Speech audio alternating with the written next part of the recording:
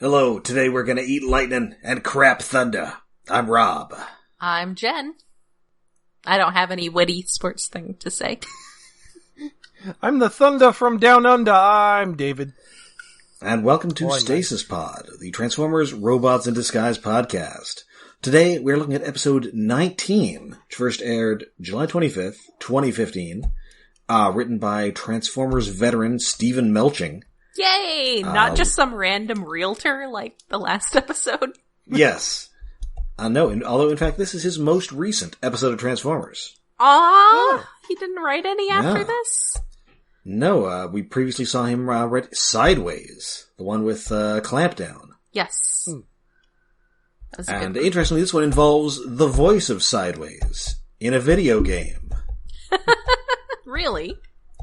And specifically the Sideways who gets cut in half at the beginning of Transformers Revenge of the Fallen. Mr. Lengthwise. Yes. Not to be confused with Cliffjumper or Ambulon. No, that seems to happen a lot. That's pretty gross. That's troubling. Well, it's happened a lot since 2010? Yeah, well, I guess, the culture's just getting more violent out there. Yeah, yeah. I still think that James Roberts did it best. Was his before Sidewise in the movie? Oh, definitely. After. Okay. I think we were definitely a couple movies in when that comic came out. Yeah. Okay. I need to reread that. Yeah, so we open on a construction site and a couple of suspicious pieces of construction equipment. Yay! That's always a great sign with Transformers. What they're exceedingly suspicious. They're not neon green. Yes. Would you I'm say confused. Would you say that they are sus? They're very sus. They're not even like neon orange or neon yellow. Or the same color. What color was Grimlock in the last Robots in Disguise? Was he green? Green. He was also green. Not like a neon green though. Like a forest green sort of. He's a lot like the same green that he is in this. Yes. Yeah, and they are Groundpounder, who is a blue excavator and is voiced by special guest star John DiMaggio. Yay! Oh! Again, I don't look up things, so I'm surprised by I'm surprised but not surprised by that, because that's a very DiMaggio voice. I should have noticed.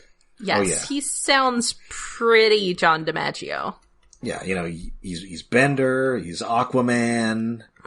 He's that little dog from that show. Yeah, he's that Jake. Transforms. Oh, he's right, Jake from Adventure Time. I think he's the bad guy in Kim Possible. Ooh.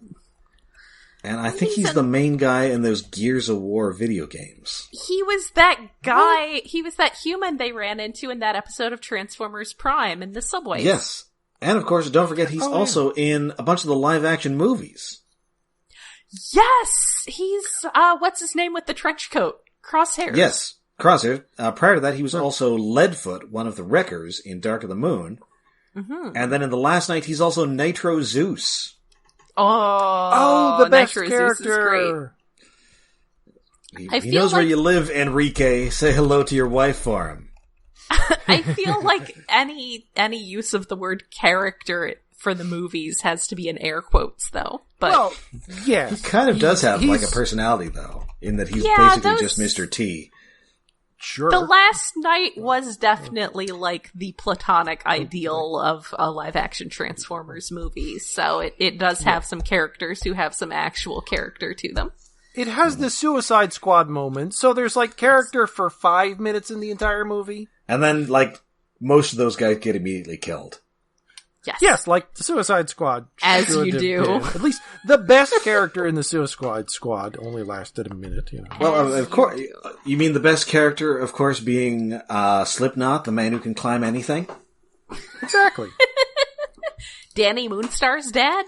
Yes, tune into our New Mutants episode on Patreon to hear me talk entirely too much about Slipknot, the man who can climb anything. Probably more than anyone else has ever talked about Slipknot, the man who can climb anything. Yes, probably less than people have talked about Slipknot, the band. Slipknot has fought the Flash, hasn't he? No, he's a Firestorm villain. Oh, he's only Firestorm? I mean, well, then he was on the Suicide Squad, and then I think he got his arm blown off. I don't read many DC comics. So.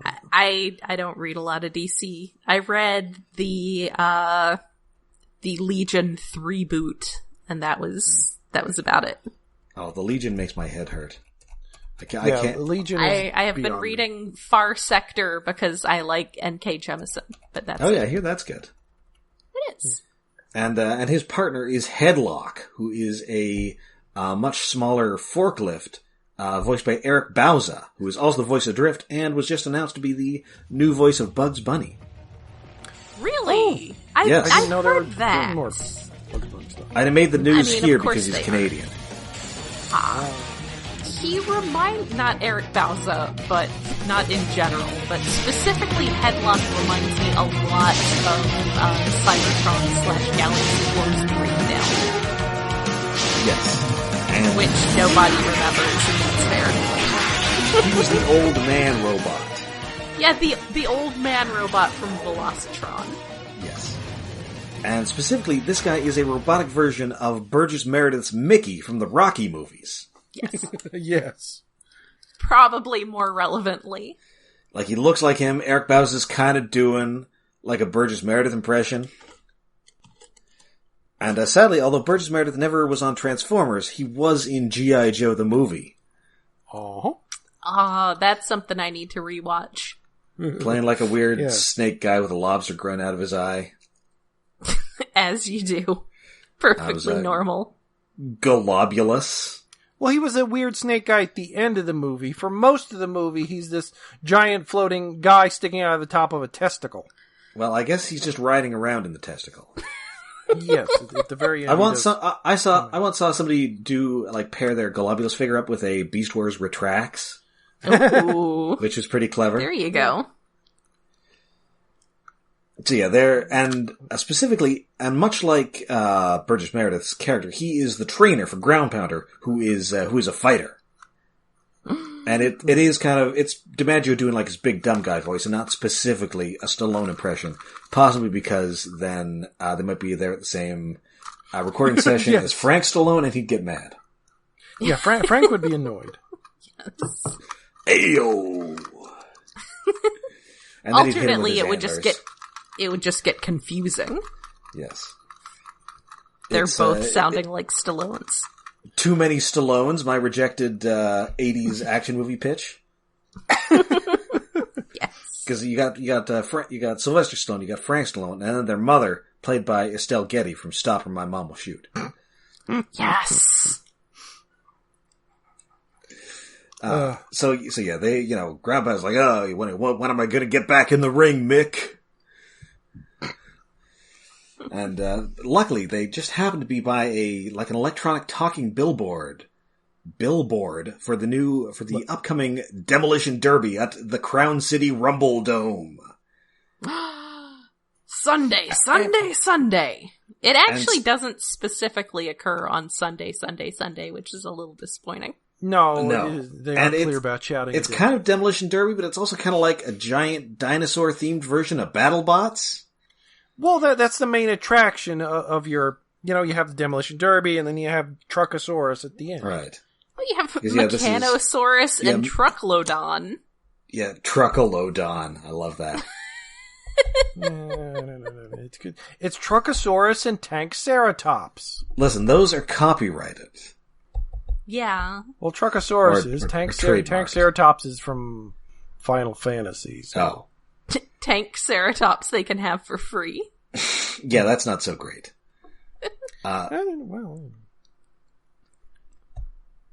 Anyway, so he's all this, and they also refer to the monster trucks as beast machines, which I appreciated. Yes. Which is kind of fitting because Ground Pound sort of looks like a gorilla. Well, he's got like big gorilla like arms and. Oh no, he's definitely like an ape man, and then. Yeah. Headlock is kind of partly Mickey, and then partly he's got like chimp arms. Yeah, he's sort of a spider monkey or something with that. He's probably going to eat your face. Yeah. And then they later altered Groundpounder's model to make an even more ape-themed guy. Yeah, I remember there was a different guy who had like an orangutan face. Yes, and he's like an evil monkey scientist. You know, well, like you do. Monkey scientist. Evil monkey scientist. I mean, he's a real Dr. Zaius. No, Professor Bobo. Dr. Zaius, Dr. Zaius. I was going to take it back to Transformers and say Primacron, but that's up yes. Monkey scientist, a long tradition. Well, remember, Dr. Bobo was a chimp. I think Dr. Zaius was an orangutan. Yes. Like Paul Giamatti in that remake. Yeah. So many distinguished actors embarrassing themselves as apes in that movie. Oh. Yeah. Anyway, so we cut back to the scrap lot, the scrapyard. The Autobots are sort of moving their stasis pods around, the empty ones. But I guess they're heavy enough that Grimlock is trying to, lift two of them at a time to show Russell that he's, the man. Gotta show how big and tough he is. Yes. And this almost results in Russell being run over by his own father. Yeah, it's weird that, it's not really Grimlock's fault entirely that Denny almost runs over Russell. I mean, it's mostly his fault. Kind of, but Russell was driving really fast in the general direction to run over his son. He just sort of swerved a little and more was running at him. I mean, it's not helping, but thankfully Bumblebee is there to avoid this brief moment of extreme human peril. Yeah. Yes. After we of course get the two of them being like, oh my god, we're gonna crash. Well, the humans die. Cut to the opening credits. Yeah, we kind of skip over the opening credits a lot of times, or personal danger, other than when it's just strong arm turning around. Who are you? Oh, it's Bumblebee. This was actual sort of peril. Yeah. It gets cut off by the commercial break. It's a weak cliffhanger. Yeah, but so Grimlock ends up dropping these pods. One of them one of them hits strong arm and sideswipe, and also breaks, wrecking all of Fixit's hard work. They all fall down before Grimlock finally drops the two containers he's got.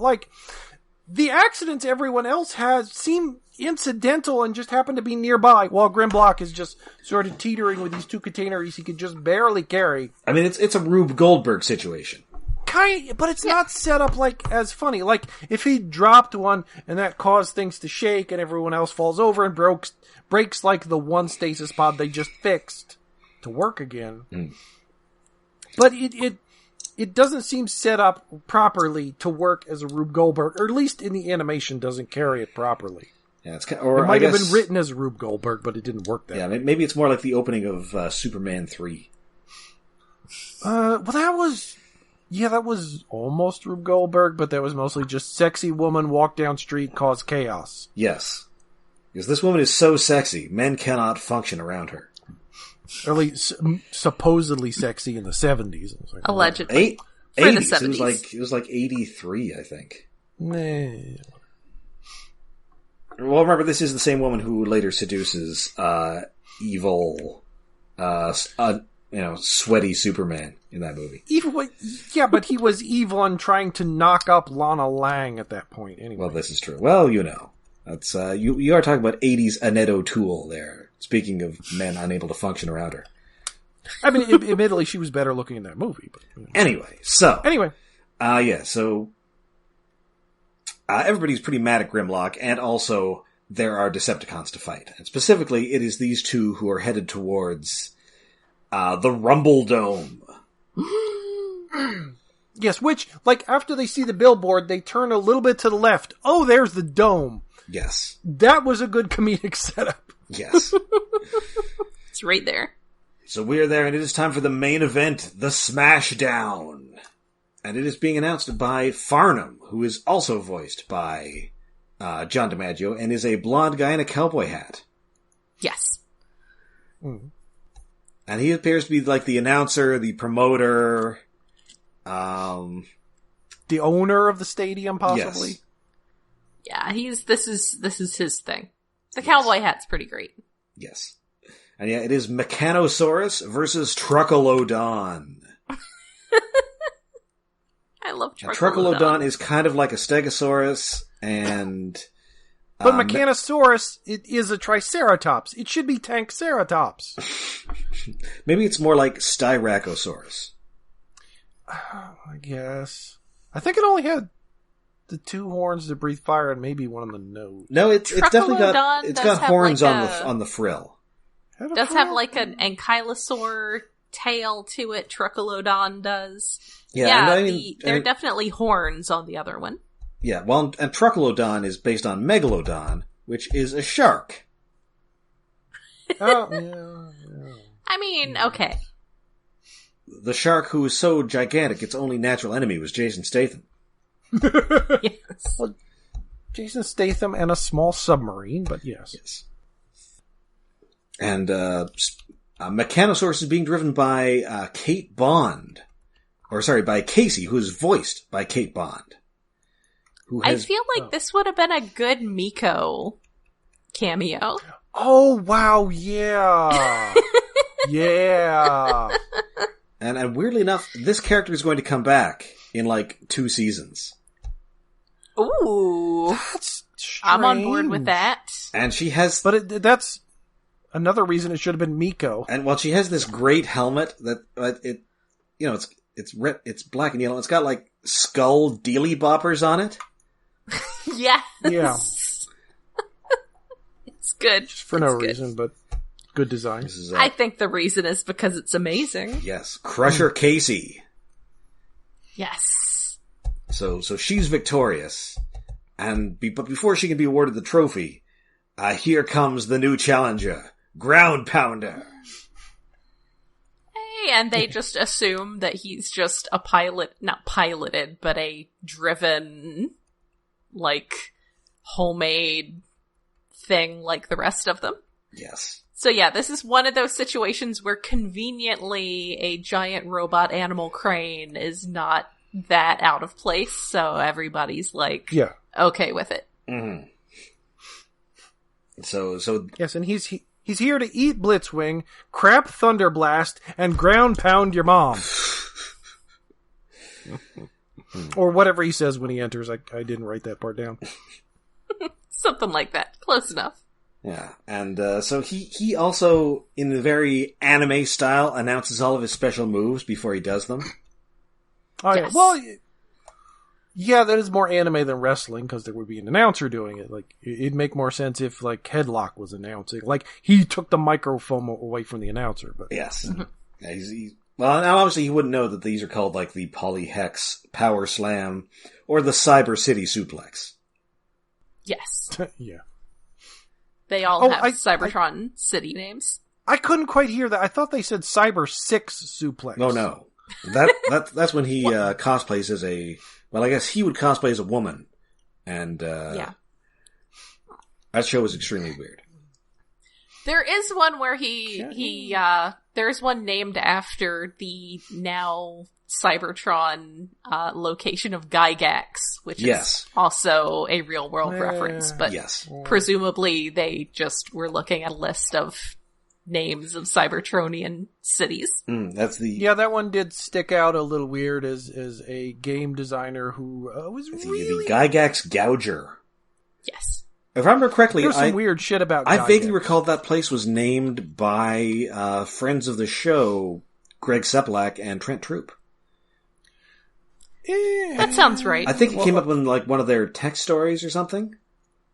Probably. That's one I would disagree with them on. Like, Gygax did a lot of things for role-playing games, but not all great. It's possible. Did we know that at the time? Maybe not as much. Yeah. Gygax has said some stupid things. Yeah. But a lot of nerd things still keep him up because he was on Futurama, as we mentioned he was. last episode. Well, and like John DiMaggio.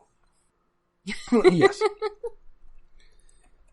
Anyway, so they found the Decepticon signals, but it doesn't matter because Russell has found it on TV. I like that they're like we think that's there's some like that looks like a Decepticon. I'm like, well, he's got a giant Decepticon symbol on his chest that you can see on the screen here. So yeah, he's probably a Decepticon. I don't think you need any statements of uncertainty there. It's not that giant. I mean, compared to the Decepticon sigils on some guys, it's reasonable. And, it's not like his entire alt mode is a Decepticon sigil. There's at least 2 guys that have done that. Or his face. Yeah. So yeah, it turns out that Fix-It is, he's a real mark, as you might say. Yes. You what? No. Denny is the mark. Oh yeah, because they're all, Groundpounder was in the gladiatorial fights in Cybertron. They're all, well, weren't the gladiatorial fights fake, like pro wrestling? And Denny's like, wait, pro wrestling is fake? Which, like, I love that. The adult, mind you.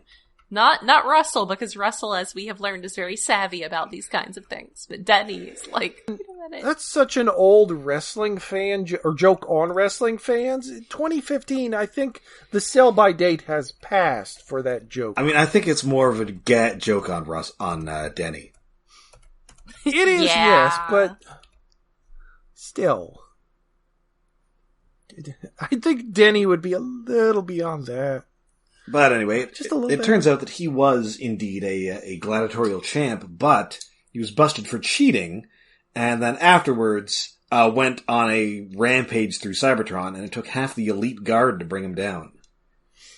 Yes, though Fix-It is very defensive of him, and Fix-It's markness in this seems to mostly just be that he is a big fan who doesn't want to believe that this cheating is happening and is very personally betrayed when he realizes that, he's a big cheater. He definitely had a bunch of Groundpounder merch.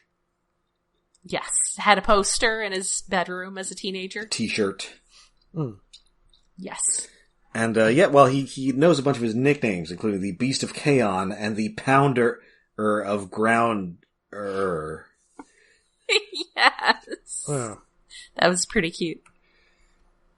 Which just makes me wonder, are those different characters he had, or just different names? I assume those... Did he have a robotic Mr. Sacco? Well, I guess that makes Headlock like his pallbearer. Oh yeah, Mick Foley was under pallbearer for a very short period of time. So it's time to send the Autobots through the GroundBridge. So they head out and end up in the Arctic. Totally gonna work this time. Yes. Oh no, it's that episode of Prime. They're gonna freeze to death. Oh. Yes. Yeah, which doesn't come up really. Well, they do say that. What is, Bumblebee says? Freeze your bolts off or something. Yes. Lug nuts, something like that. I mean, probably not an issue for Strongarm, but all the same, not pleasant. I feel like this was. I feel like while they made some extremely poor decisions with the GroundBridge in the last episode, I feel like its accuracy has gotten significantly worse all of a sudden. Yeah, it does kind of feel like it should be in the other order, but it sort of does story-wise work. It's like, oh, we expect it's going to work. Oh, it didn't work. Shoot. Like he tried to fix it and then it made it worse. Is almost certainly what happened. Or maybe all that water going through it broke it. Yeah, waterlogged. So they go back through it again, and then they come out closer. Yes. As Drift says, on the right continent, or landmass. Yes, well, we're on the right landmass at least. Like, whatever. Drift, you try and fix it. This is another episode that I kind of feel like Drift was maybe not in the first draft. Yeah, but it's like, fine. Is that his only line in the episode? Well, I guess... It's the only one I remember. Of course, I guess Eric Bowes is in it a lot anyway, so he might as well be in it. Yeah. Yeah, whereas I don't think, does Strongarm even get a line or Sideswipe? They definitely have lines, I think. Yes, okay. Because it's Strongarm who arrests Headlock at the end. At the very end, yeah. And she definitely has something like, hey, where do you think you're going? But it's very easy to see that right landmass thing was shifted from anybody else. Uh-huh. Mm-hmm. It's like, okay, give this one line to Drift. He's there. There we go. So it's just, okay, listen, don't try and ground bridge us in again. We'll end up, in the core of the Earth or something. Yes. Fighting the Inhumanoids. Yay! So we're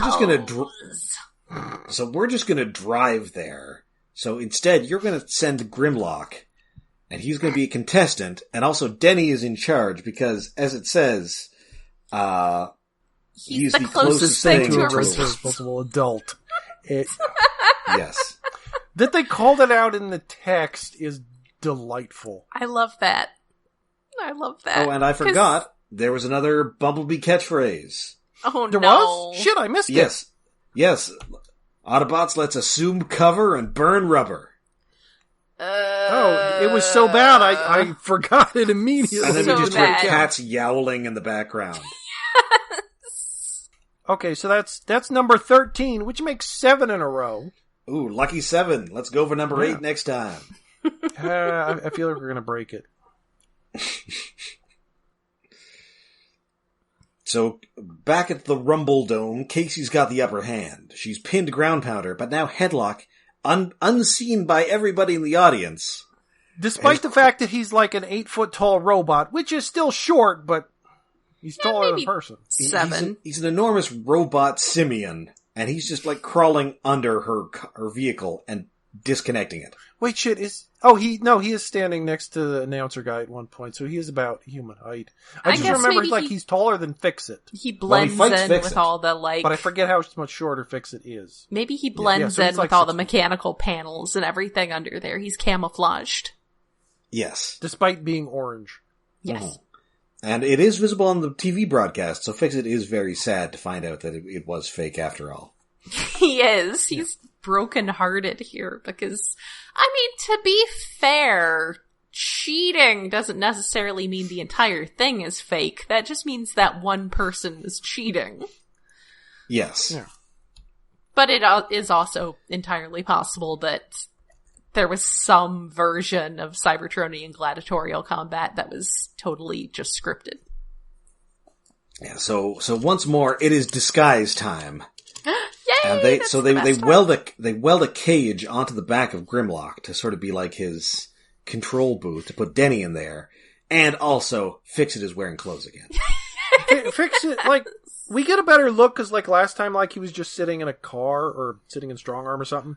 But Yes. he's somehow the TMNT human disguise is even more unsettling on Fix-It than it is on Ninja Turtle. Well, that's because he doesn't have legs. No, Yeah, he doesn't have legs. He just has wheels, so weird hips, and his head is an odd shape. He's got And like he's got a wig on, which makes it worse. He's somehow. got like a long shirt or something that's like covering most of his lower body, but it's not convincing. It's upsetting. It's great. I love him. I mean, it's not fooling anybody, but also it's fooling everybody. Yes. So so we cut back to the Autobots. They're stuck behind a train, and after a bit of sneaking around the facility, the Grimlock is now facing off against Groundpounder as Dino Bash. Also, so, for one thing, yeah, Grimlock is clearly already as disguised as Groundpounder is. Like, I don't even know that they needed to put the cage on him because Groundpounder doesn't have one.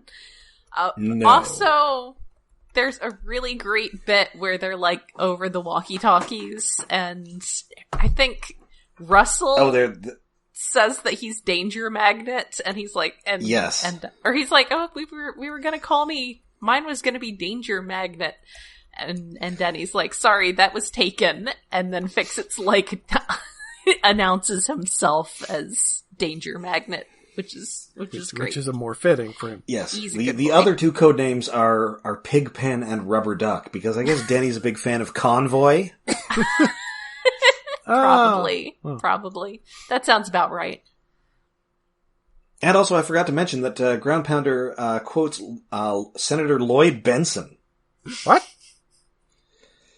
Remember, he was Michael Dukakis' running mate in 1988. Sure. I do not And remember that. I was and he was 10. I vaguely remember Dukakis. he posed hilariously in a tank, and that was enough to sink your campaign back then. Oh, right, that, yeah. But anyway, and he was running against George Bush and Dan Quayle, and so they were at the vice presidential debate. Oh boy. And Benson was all, people have compared you to, Jack Kennedy. And listen, Senator, I knew Jack Kennedy. I worked with Jack Kennedy. You're no Jack Kennedy. Oh, that's his that quote. line. Uh-huh. Okay. That is I've heard permutations of that line for my entire life. That is a quote that gets know the origin. Thrown around enough that the source has become somewhat obscured with time. But yeah, despite it only being 30 some years ago. Yeah, not a lot of people remembering Lloyd Benson. I'm pretty sure I saw some news program run that clip specifically, like, before the maybe Kamala Harris and Mike Pence. I forget. Another VP debate. That quote always felt like it was translated from ancient Greek or something to me. It always felt like it was really old. You know, the ancient Greek John F. Kennedy. Well, no, I didn't remember Kennedy was the punchline of that. I thought it was something else. Like Socrates or some shit. Anyway, so yeah. We are leading up to the moment where I think, wait, was this Ghost written by Don Glut? Because we are going to have Mechagodzilla versus Mechanic Kong. I was just thinking about I was just thinking about Beast Wars. Yeah. Well, yeah. Monkey versus dinosaur. Or, of course, the original King Kong, in which King Kong fights a Tyrannosaurus. Yeah, but nobody's ripping open anyone's jaws in this episode. Well, no. So yeah, there is a fight, and it is a cool fight. And yeah. And Fix-It is kind of coaching Grim from the sidelines. And also the Rumble Dome itself starts being torn apart, so everybody just runs. Which is kind of great. Yes. Yeah, like the I get that, like, Denny really doesn't even have to be here. He could be like, oh, I got a remote control, stick him in a corner. But it's the moment of tension because he's stuck on Grimlock's back and gets really stuck. Well, there are a lot of things that Grimlock does. It's like, you could really easily land on your back and just squash Denny. This was a bad plan to begin with. I honestly have no idea how Denny survived this, and especially, and this is jumping ahead slightly, I think Bumblebee or somebody specifically states that there were no human injuries, and I'm like, how? Denny should be going to the hospital. Denny should have at least broken a foot and had a concussion. Like, Grimlock jumps in the air and spins as a wrecking ball at least one point. Yeah. Denny's gonna have a concussion? Something not good. Anyway. How is he not dead at the end of this, I'm wondering. Yes. So we have this big... the fight is... It's probably not the best fight in the show so far, but it's really fun to watch giant monkey fight giant dinosaur in stadium and wreck everything. Oh, it's so good. Well, and specifically, there is a big Godzilla reference in this. Yes, we'll get to that. I want to do a stupid joke first. Okay. Ride Grimlock. Life good. Grimlock fight back. Kill Grimlock. Grimlock gone. Think about Grimlock. Regret. But yes, there's a Godzilla reference that, oh my god, I'm thankful the wiki had it. Because, well, I watched this episode when it aired. It was one of the half of the series that I did see. And I should have figured, like, yeah, somebody on the wiki's gonna get it, but I was worried somebody wouldn't get it because it's... Grimlock does an attack that is directly taken from Godzilla vs. Megalon, where Godzilla jumps, tail dragging, flying kicks at Megalon, which, well, here it's Grimlock doing it against Groundpound by just the flying kick. But Grimlock only does it once, whereas Godzilla does it 3 times in the movie. It's the Godzilla movie I've seen the most because it was always on TV. Yeah, and interesting note, I believe that is actually an Omni dub. Yes, it was. The later ones of that era were Omni dub. The Mechagodzilla's Gigan. I think Gigan was too. They do occasionally, especially when they're having like one of their. Occasionally, they'll do like a big kaiju month on Comet TV. And they'll pull this out and I'll put it on in the background when I'm like playing WoW or something and listen to Chrome Dome talking about Jet Jaguar. And Godzilla. Because yeah, it is one of the like, it's entirely the handful of people who they know, who do the Omni production dubs. So it just sounds like all of the same people who do the amazing Transformers dubs, except talking about Jet Jaguar. Yeah, I think, like, Godzilla vs. Megalon might have, like, the least amount of voice actors in it. I think there's, like, 3 guys talking to himself. And 1 woman being a child. It's like Galvatron, Chrome Dome, and, like, 6 Shot, and then occasionally you get Daniel. And that's also the one that they did on Mystery Science Theater, right? Yes. It's the one that was on DVD, but no longer is, because that was a whoops. So that's like the rarest MST3K on DVD, anyway. Ooh. But of course, it's easy to find in places and download. Yep. Would recommend it. There's a few jokes that don't age well, but that's one of their best episodes to me, anyway. I know they've got some currently on Pluto. I've seen them show some of the MST3K Godzilla stuff. Yeah. I don't know that this was specifically one of them. Well, no, Gamera stuff they can do. This was the one Godzilla movie they did, and no, you can't get that. Toho does not approve, especially considering, like, Toho has been better at putting stuff out recently. Like, oh, you can get all the old movies are in that box set, which I still haven't watched all of them yet. I need to do that. Among many things I need to get to watching over Christmas. But yes, mostly I'm familiar with this one as being one of the ones that has an Omni production stub, so it's the same voice cast that does the terrible, terrible Transformers stubs. So Grimlock starts getting the upper hand, and then it's time for Headlock to step in and sort of just, like, very annoyingly zap Grimlock. Yes. Like, yeah, poking him almost. Just pokes. Sparks at his toes. It's just an annoyance. And so, in a moment that I'm sure every wrestling fan dreams of, Fix-It has entered the ring. Yes. Yes. And he pulls some pretty sick moves on Headlock here.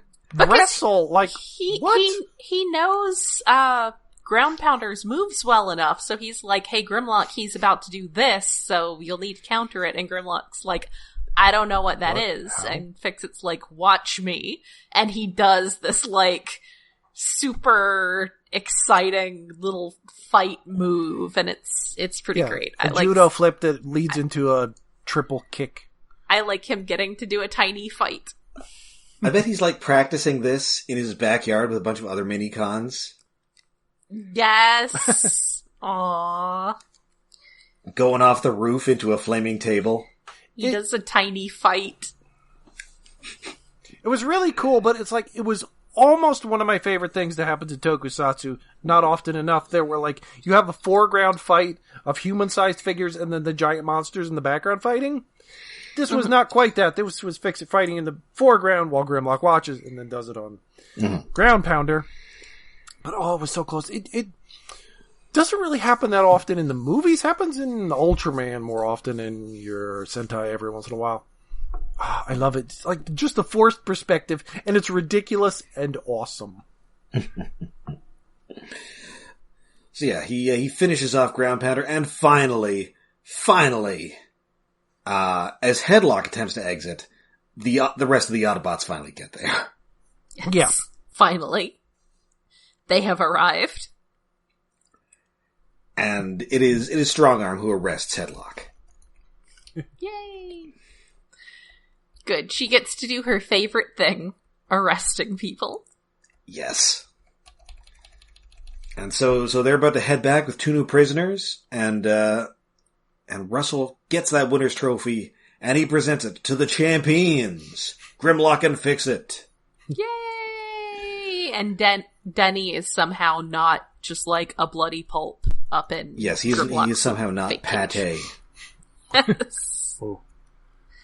How? I don't even know. It's a miracle. Yes. And that is the episode. I enjoyed this one a lot. It's extremely silly. Yeah. It was fun.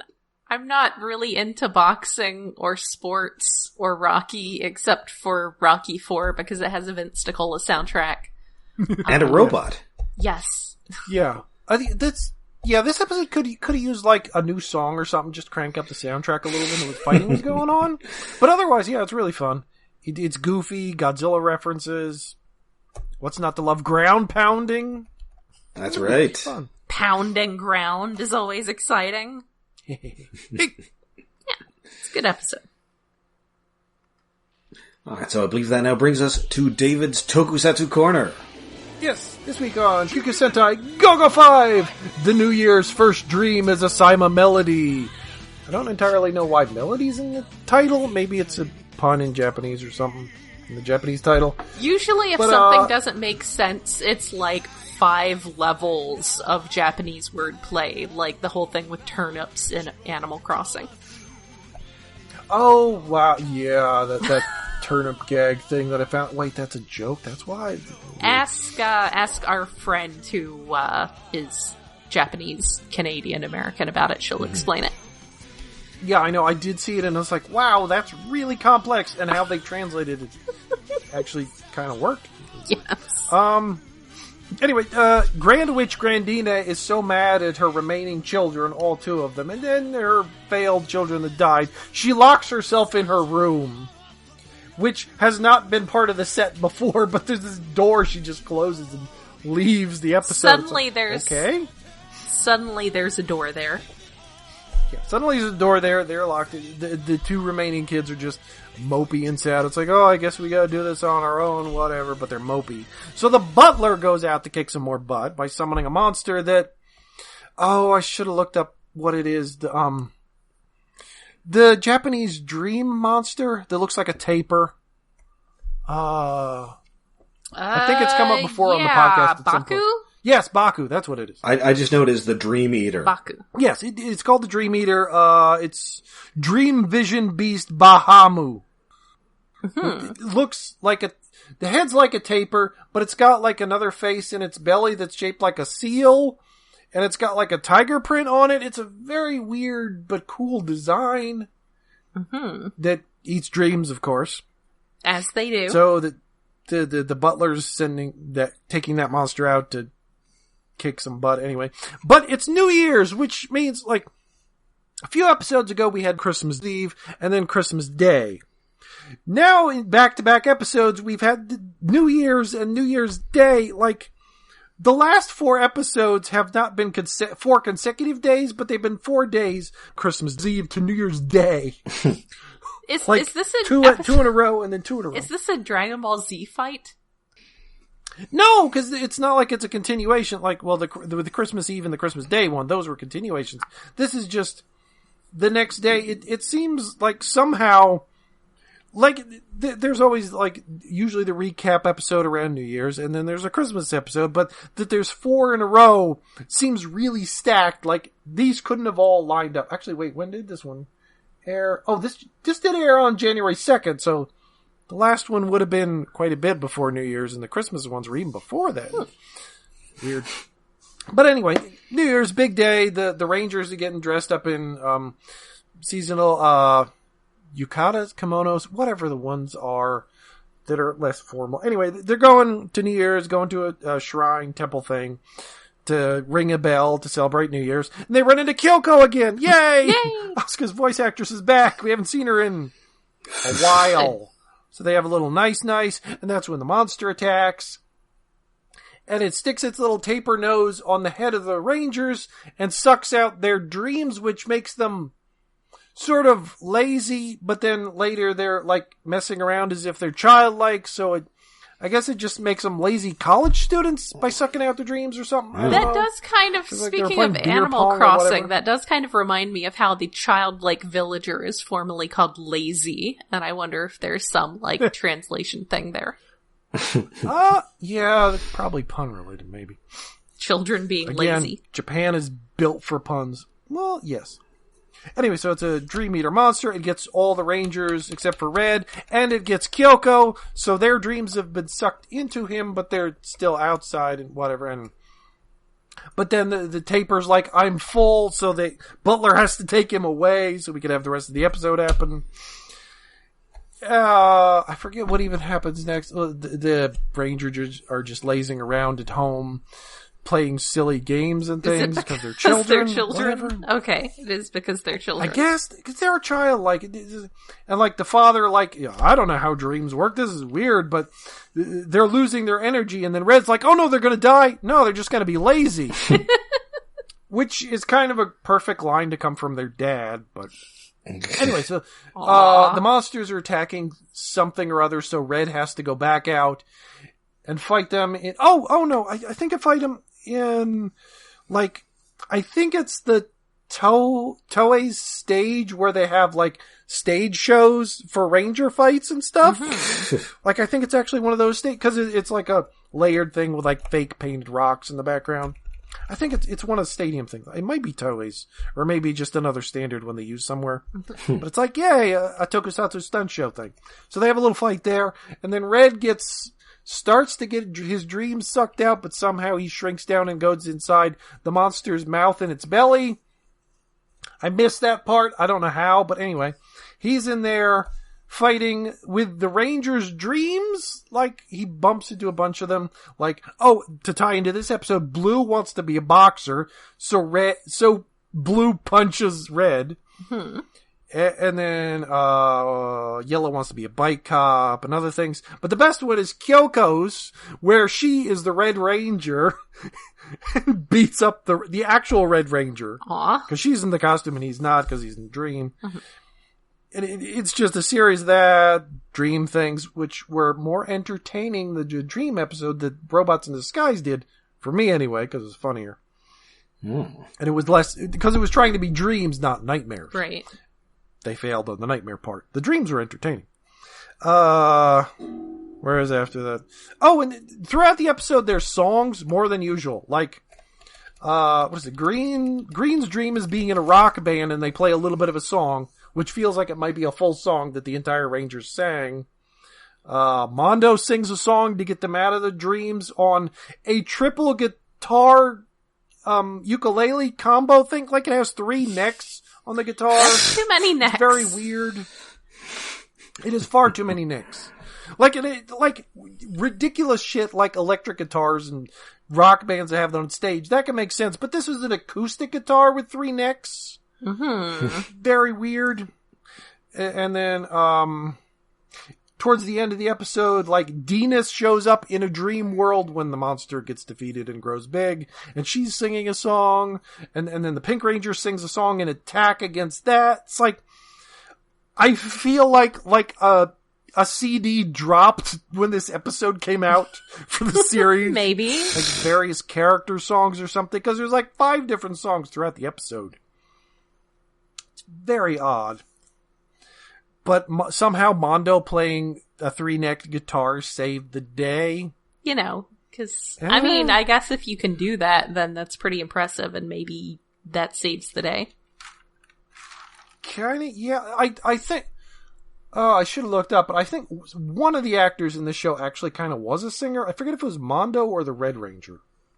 Somebody was. But then again, like a lot of shows, like, they try to push, like, this person could sing, but they sort of only can kind of sing, but we're pushing it out anyway, which explains, like, the promotion of this episode trying to sell a CD, presumably.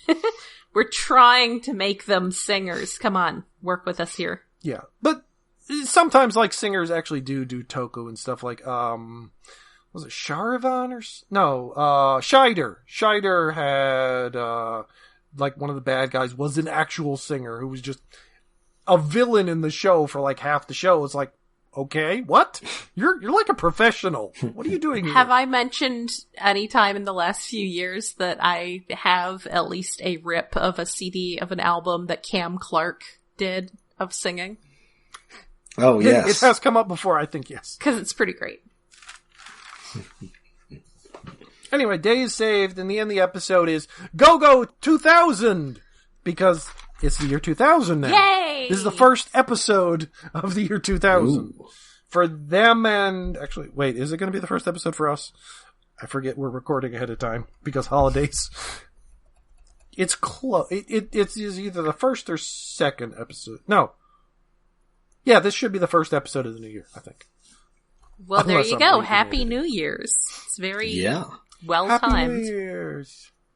Happy 2021. Hopefully it isn't the 13th month of 2020. It's just going to be 2020 again.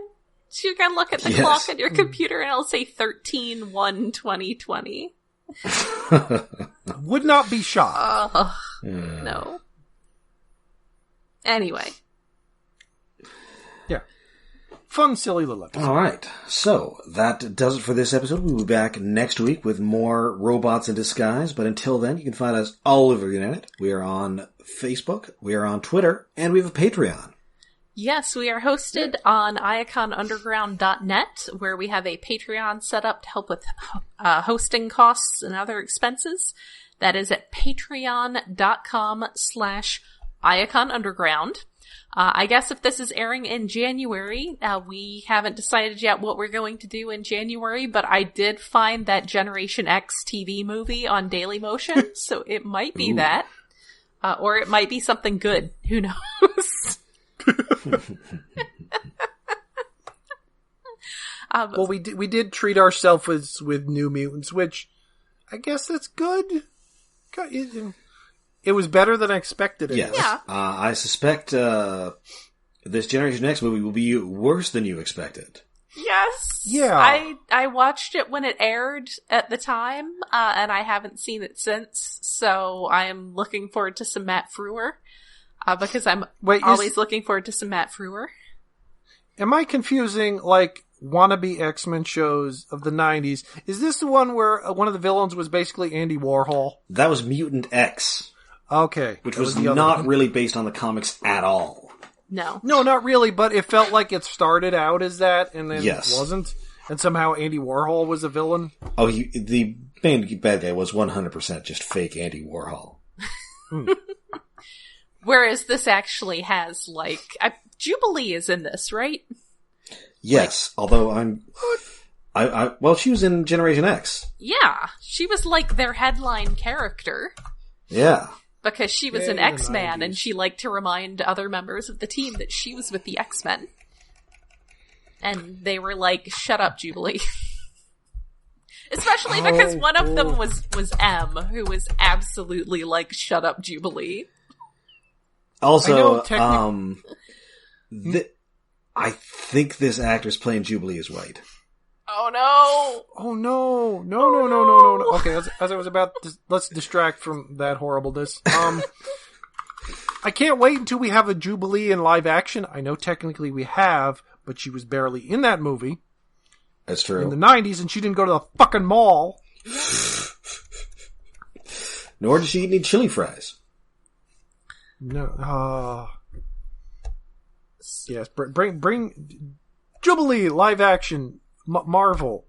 So you got Disney, possibly give us a that, better please. Emma Frost than January Jones. I don't know. I guess we'll find out. Maybe now that I've said this, yes. It seems kind of set in stone. Or a better. They've tried Emma Frost. Or a better Emma Frost than Finola Hughes, who is in this TV movie. Yeah. Looks like she's like a big soap opera actress. Is she? And also she was in Staying Alive, the sequel to Saturday Night Fever. Oh no. I'm trying to see what the skin tone of the person playing M is. No, I'm afraid. Her name is Amaryllis.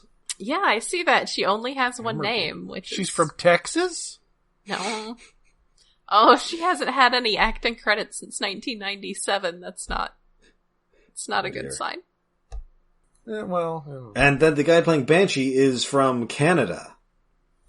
Well, that's closer than being an American. See how not that much closer. See how Claire her accent is, or his accent. Oh dear. Anyway. Anywho. Yeah, so... or maybe it'll be something else entirely. We'll find out yes. soon. Yeah, so until next time, I'm Rob. I'm Jen. And I'm gonna ground pound your mom. Lol.